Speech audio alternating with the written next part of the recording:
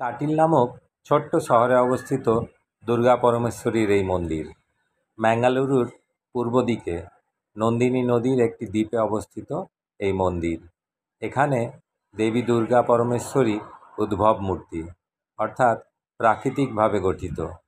মন্দিরের স্তম্ভগুলিতে সুন্দর ভাস্কর্য রয়েছে। অরুণাসুর ভগবান ব্রহ্মার কাছ থেকে এমন বিশেষ ক্ষমতা লাভ করে যে 2 বা 4 পায়ের প্রাণী তাকে হত্যা করতে পারবে না।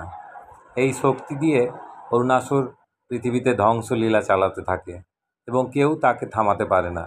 দেবী দুর্গা অরুণাসুরকে মারার জন্য পৃথিবীতে অবতরণ করেন। অরুণাসুরকে তাড়া করতে করতে এক জায়গায় দেবী দুর্গা নিজেকে পাথরে পরিণত করেন। অরুণাসুর পাথরটিকে চূর্ণ করার চেষ্টা করে।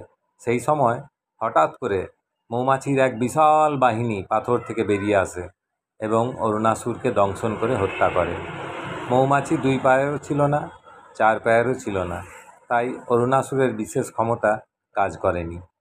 এই বিজয় উদযাপনের জন্য পৃথিবীর ঋষি এবং সাধুরা বিশেষ পূজা করেছিলেন এবং কাটিলে দুর্গা পরমেশ্বরী মন্দির প্রতিষ্ঠা করেছিলেন। ব্রহ্মকালশোৎসব হলো কাটিল মন্দিরের বার্ষিক উৎসব। এই উৎসব সাধারণত জানুয়ারি ফেব্রুয়ারি মাসে হয়।